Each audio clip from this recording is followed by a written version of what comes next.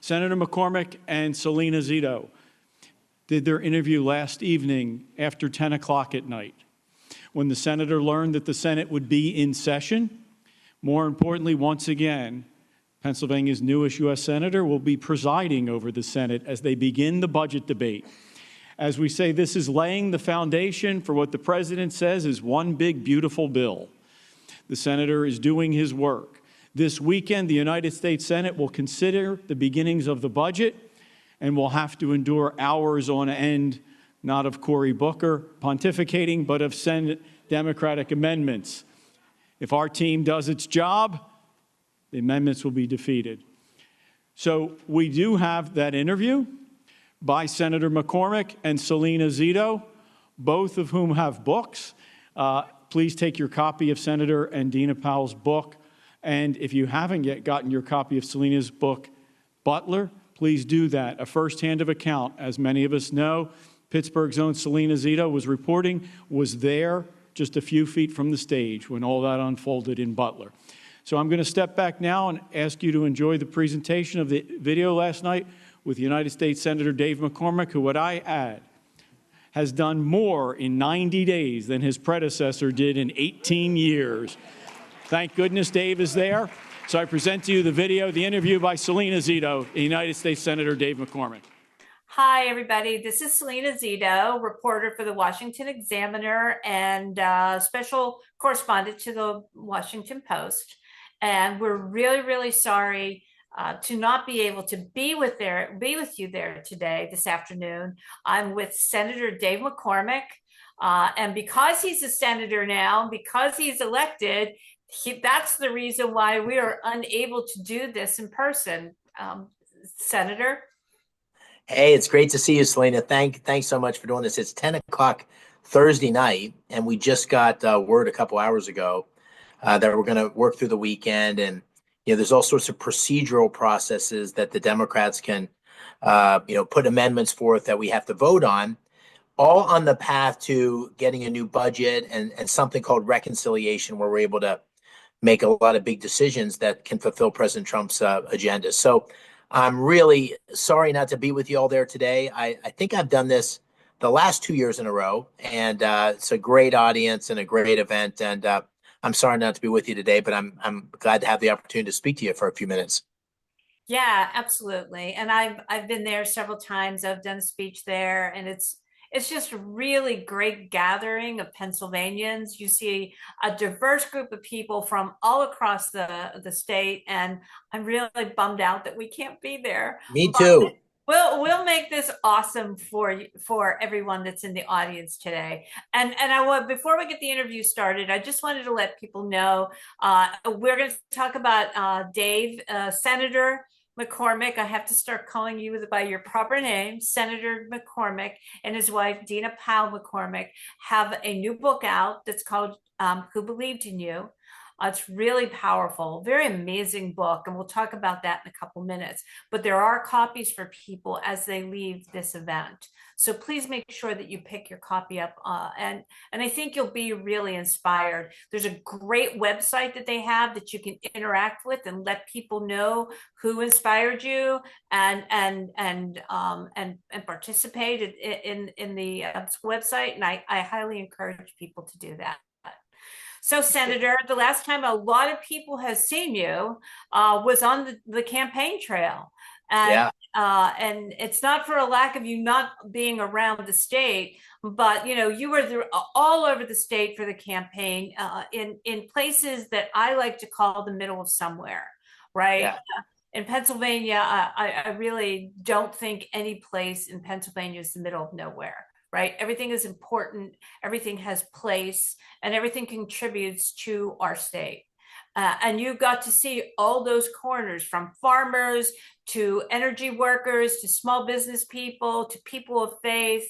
So I wonder if you could just recap a little bit, sort of that end, going from the end of the campaign and into these first couple weeks, well, a couple months now, of being a U.S. Senator. Great. Well, thank you. And thank you all again for being here today. And I just want to start with saying, 3 months into the job, I'm reminded every day what a privilege it is. And I really feel that way. I feel honored to have this job. When my wife and I were going through Senate school, which is this couple days they teach you your way around the place, we walked onto the Senate floor, and it's tiny. The Senate floor is tiny. You look up and you see these statues of the former vice presidents. You walk out, it's Thomas Jefferson and Abraham Lincoln. Around the corner is Ronald Reagan. And you say, my God, this is really, this is a place where we can hopefully make big things happen for the country as others before us have. So it's an honor to be the senator for Pennsylvania. I'm the 54th elected senator in Pennsylvania history. There's been about 1,000 elected senators. I'm the 54th in our state, and I'm the 9th senator from West Point in American history. So I feel really honored to do it and to be the senator of Pennsylvania at any time, but to be the senator in this moment when there's so much happening, there's so much change underfoot. It's really a privilege. So that's the first point. Second, I'm spending my time pretty much trying to make sure we deliver on the promises. President Trump made a bunch of promises in the campaign. I made a set of very similar promises, very explicit. We're going to do this on the border, this on fentanyl, this on energy. And I've got a whiteboard in my office in the Senate, the Hart Building, where you can see what we're doing against all those. And we need to make progress on all of those. I've introduced my first bill. It's a fentanyl bill. I'm on 3 committees. I'm on the Energy Committee. I'm on the Banking Committee, which deals with affordable housing and credit for community banks and so forth. And I'm on the Foreign Relations Committee. And I'm the chairman of the subcommittee on energy, which of course is so important for Pennsylvania. So the first big thing I'm doing is trying to make sure we get progress on the promises. Second big thing is setting up a set of offices in the state that can be really responsive to the needs of Pennsylvanians. It's my job to work on behalf of every single Pennsylvanian, whatever their party, to try to solve their problems. And there's a lot of uncertainty right now. People have a lot of questions. So trying to do that well. So that's what the first 12 weeks have been like. And it's a real honor. Can I interrupt about your constituent services? So a million years ago, I worked for Senator Specter, and I know. I was a lowly constituent service staffer. And yet we were really, really taught that is the most important job that the U.S. Senator does, is to make sure that communication, that line, that help between the constituent and the federal government, you are that lifeline. And I have to say, I had to call. Your staffer had no idea who I was. And I needed help with my Medicare because I'm old. And man, boom, they took really good care of me. And the question, like, for me, was complicated. And I was thinking, I'm like, well, I pretty much know federal government, and I'm really struggling with this. I can't imagine how the average Pennsylvanian feels as they try to navigate and whatever the questions, whether it's veteran services, whether it is, health, Medicare, Social Security, whatever. And your staff was amazing. And I was really impressed for such a very new staff. Yeah. Well, thanks for saying that. I'm sure we're dropping a lot of balls. We're just getting up and running, but the key to it's a great team. And so on the Washington side, I was able to hire a great chief of staff, a guy named Mark Zakowicz, who has been around Capitol Hill for a while, was Senator Portman's chief of staff, worked on the initial big tax cuts that President Trump put in place. So he really knows his way around the Senate. And in Pennsylvania, I was able to get Ryan Almond, who many of you probably know was a sitting senator from Lancaster County, was the whip, the majority whip in the Senate. He resigned his post and took on this job of being the state director. And so, it's all about team. We're hiring out the team, and we're getting a lot of inquiries right now on questions about DOGE and, questions about tariffs, questions about entitlements, Social Security, Medicare, Medicaid. And, I'm sure we're not perfect, but we're really trying to make sure that everybody has the kind of experience you had, Salena, and that warms my heart to hear it. Oh yeah, it was great. This is not a paid endorsement. All right, I'll take it. You and I were both in Butler, and on that day you were called on to stage right? And then President Trump said, well, wait, you can come up in a little bit. And I often wonder how different things might have been that day had you also been on that stage. But there's a reason I'm mentioning that, in that there is a sense of urgency coming from Washington to really get things done and get it done as efficiently as possible. And I often wonder, and I wonder if you think about this too, in your role, because you were also there as well as many of your constituents, maybe the people that are sitting in the audience right now. Do you think that urgency has a lot to do with the president, you both, things changed in that moment, right? Yeah. And you understand, did you understand after that I'm okay, we're okay for a reason. We're supposed to do things. I wonder if you could expand on maybe some of your thoughts about that. Yeah, I think that was a really monumental, I think for certainly President Trump and myself, but particularly for him, because that bullet, if he had moved an inch, he'd have been dead. And I've heard him say, I've said it to me, I was with him last weekend, which I'm sure we'll talk about, sat with him for hours, and I think he believes that there was divine intervention and that God had a plan, and the plan is for him to be in a position to lead the country at this moment, bring about the change that he promised. One of the things I admire is that I think, you look at everything he's doing, whether you're critical of it or supportive of it, and I suspect this audience is largely supportive of it, it's exactly what he said. He is doing exactly what he said he's going to do. So no single person in Pennsylvania or around the country should be surprised. And I do think he has a sense of the spiritual side of this and thinks there's something really big going on. I certainly feel that way. I feel like not so much because of Butler, although that was part of it, but just, God has a plan for your life. And even in my case, it was certainly tough to lose a close primary to Mehmet Oz, who, by the way, I voted for today to be confirmed as the head of a CMS in the working for Secretary Kennedy. So what a small world this is that I voted on Mehmet Oz. But I feel like that losing that race was a real gut check, and it made me just ask myself, hey, what am I in this for? Why do I want to do this? This isn't about me. This is about the opportunity to make a difference for Pennsylvania. And so I definitely think that. The second thing I think is, I think President Trump believes, and I believe that you have to seize the moment.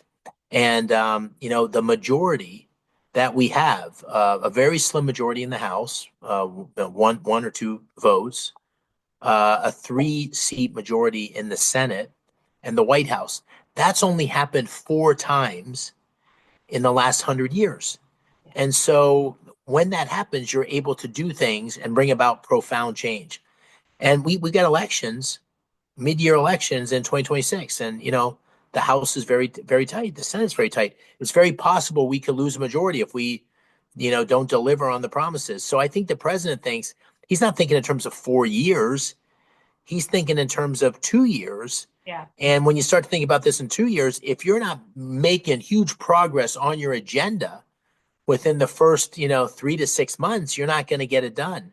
And so it is a frenzy of activity. I walk out of these committee rooms and there's about 15 reporters there, and they're what about, what the president just said? And I said, I got to go back to my office. I don't know what the president just said.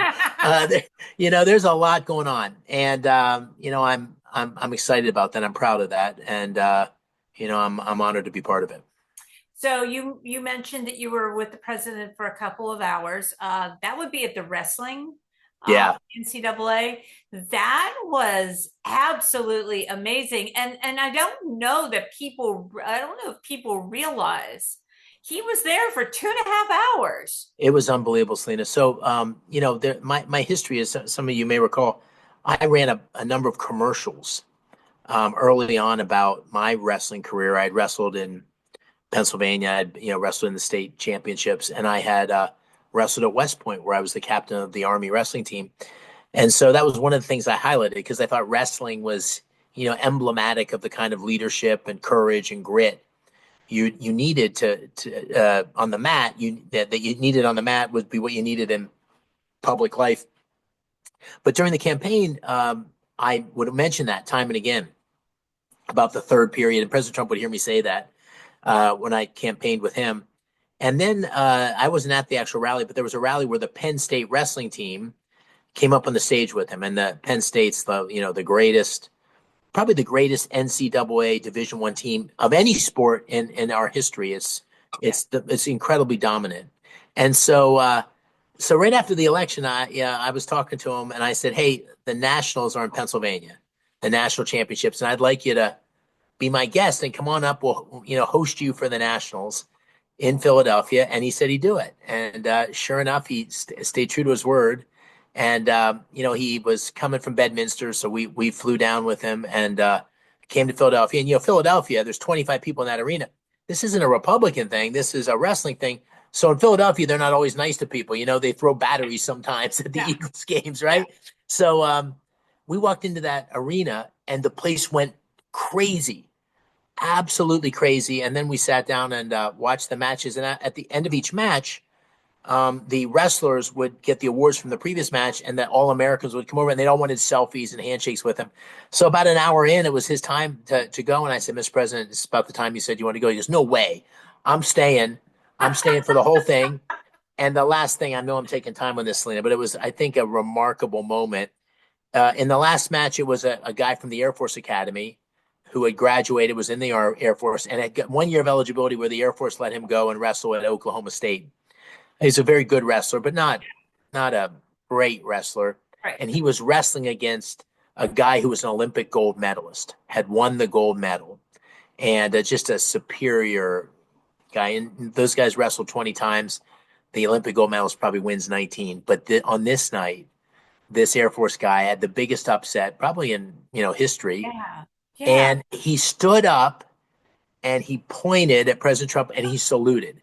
And the place went bananas. And every time I, talk to President Trump or see him since then, he talks about it was amazing. Yeah. And Penn State, of course, our great representation of our state, was number one in the country again, 12 times Division I national championship team out of the last 14 years. So it was a big night for Pennsylvania, big night. The president, first time in history, a sitting president has ever gone to the wrestling championships. It's a very American moment. And that leads me back to the honor and privilege I had to spend time with you in your hometown. And sort of really understand and learn what wrestling and your wrestling coach did for your life, and your football coach.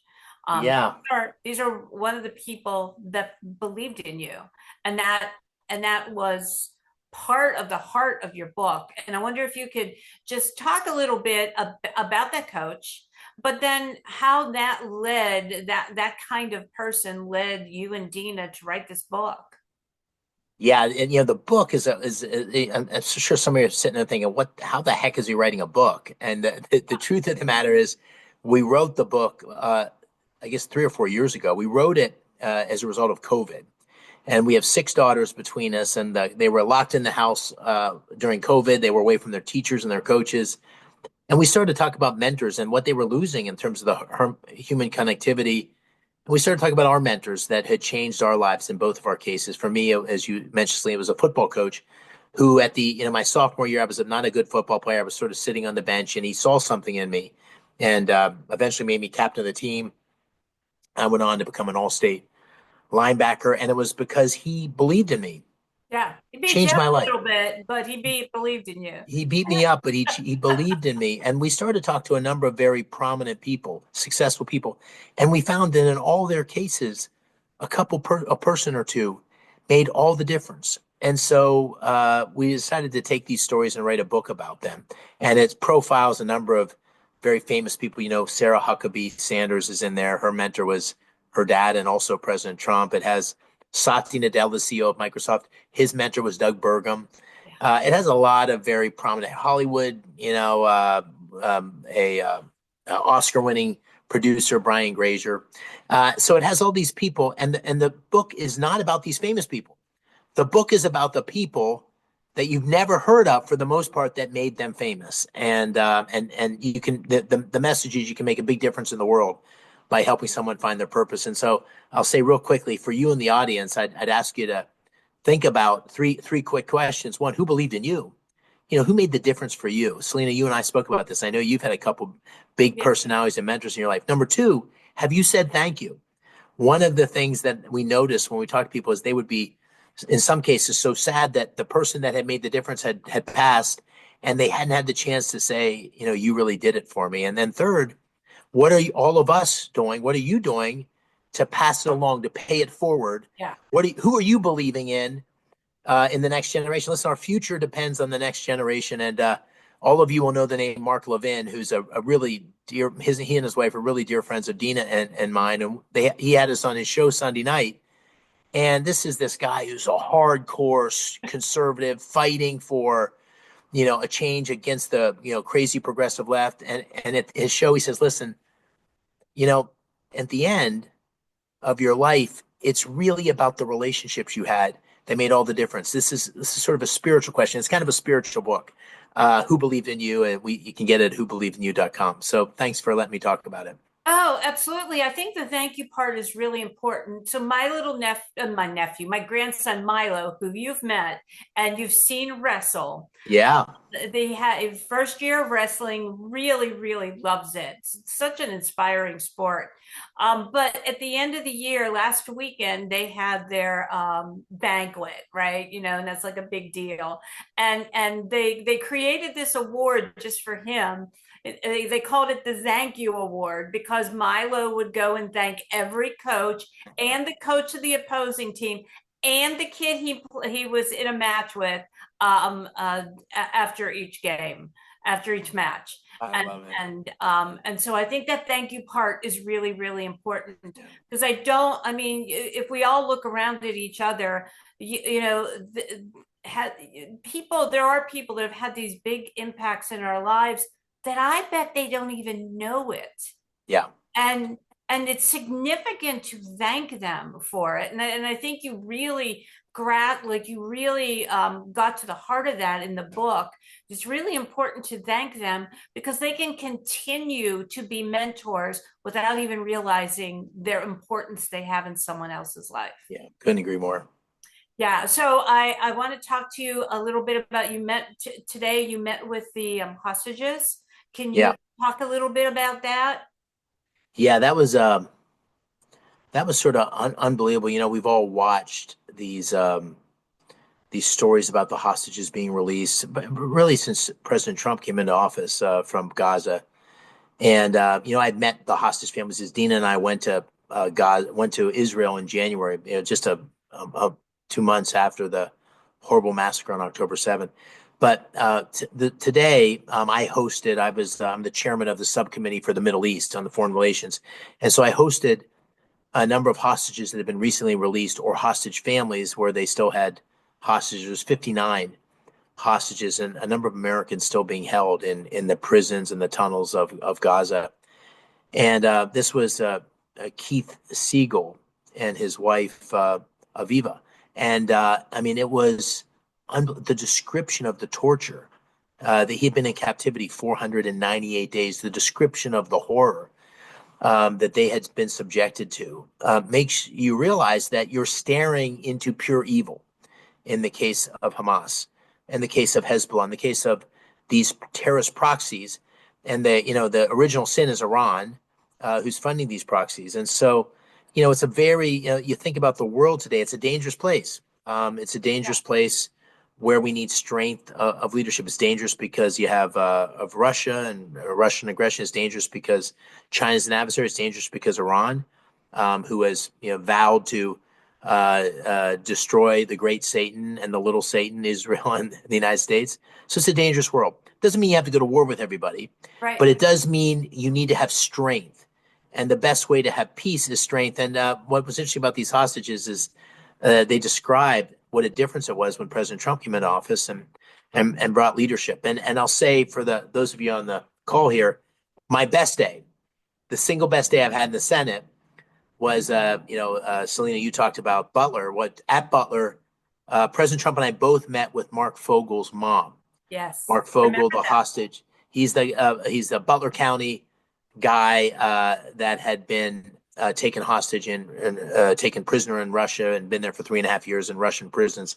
His mom is a 95-year-old. She had come to met with me and President Trump during the campaign. We both said we'd do our best when we're in office, if we were in office, to try to help her. She came to my house in Pittsburgh and sat on my couch and cried. She thought she'd never see her son again. 22 days into the Trump administration, Yeah. through the negotiations of the president and his team, Mark Fogel, I'm standing there with Dina, my wife. Mark Fogel walks into the White House. I had never met him, but his mom had told him about me and Dina and said to me, Mr. Squirrel Hill, which is where I live in Pittsburgh, thank you. Thank you for what you've done. Chris DeLuzio, who is a Democratic congressman from Pittsburgh, handed him an Iron City Light. Yeah. And to hear this man talk about what it's like to be an American and how blessed he was to come home and have his feet on American soil and that his country stood up for him. A lot of good days already in Yeah. my 3 months, but that was the best day. Yeah, absolutely. That was an absolutely beautiful day. And being on that foreign affairs committee, makes me think about that first book that you wrote. And I'm wondering, is this a committee you really felt strongly about being on? And maybe Yeah, it really was. a little I bit about asked the book.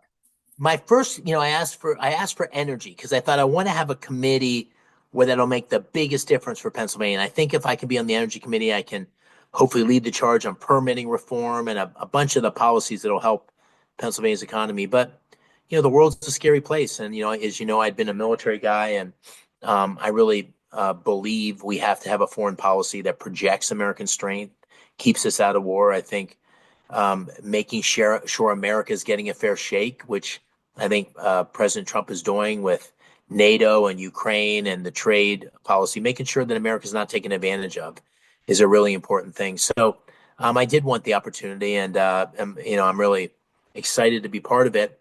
But if you think about what I wake up every morning really thinking about, it's what are people in Pennsylvania saying?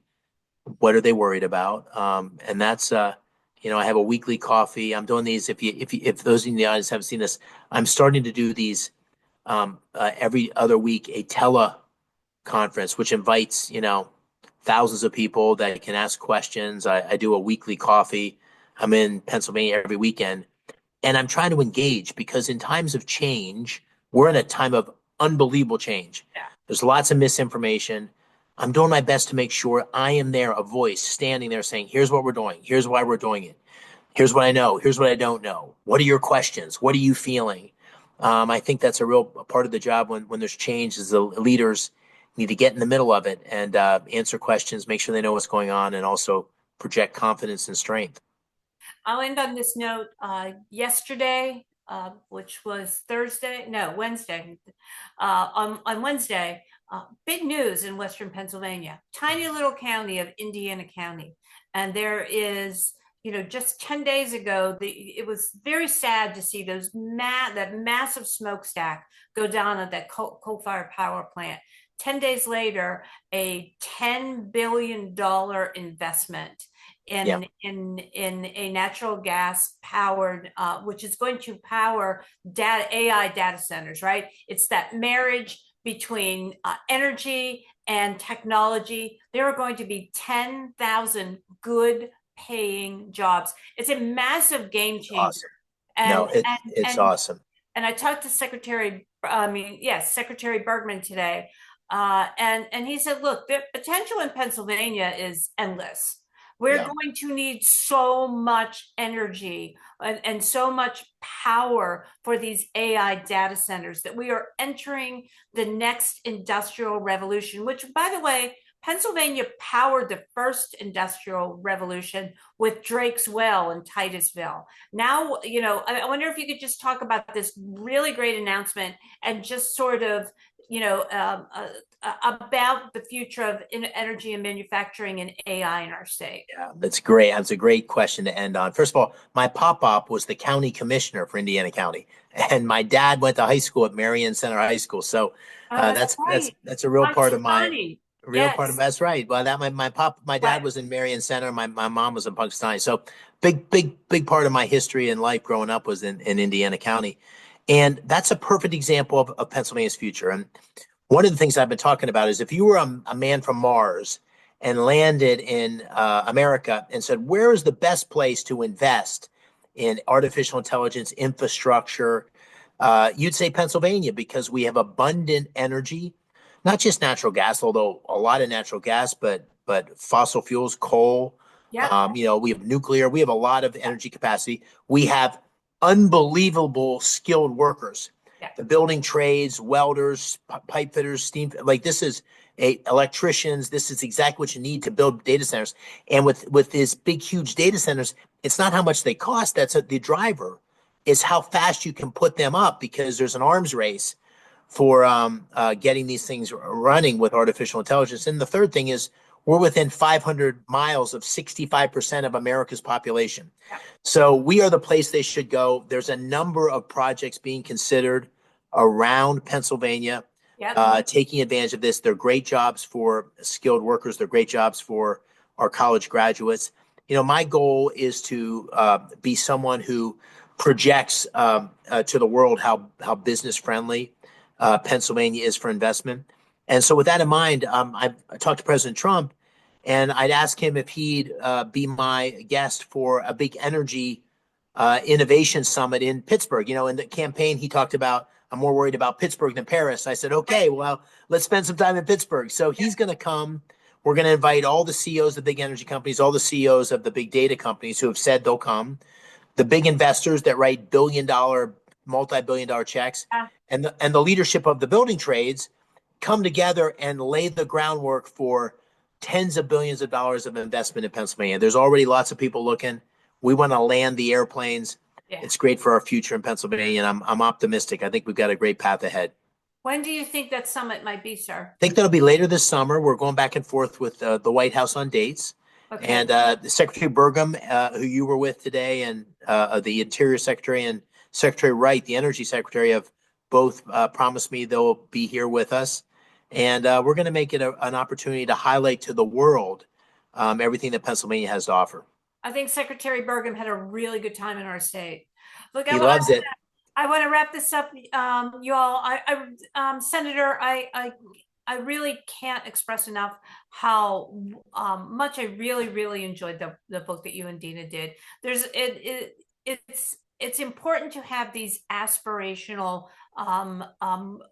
blueprints to look at, right? Sometimes we're not taught about gratitude and grace enough, but also to understand where our gifts come from, right? Maybe we don't even really realize that. And I think that that's what's so great about your book. But thank you so much. I wish we were together. I wish we were with everyone. Hopefully next year you won't be doing a vote-a-thon or whatever you're calling it. Exactly. No, Thank you, everybody. Thank you, Senator. No, I'm honored to be with you today, and I'm sorry not to be there in person. Salena, thank you as always, and I look forward to seeing you all next year, if not a lot sooner. Thank you.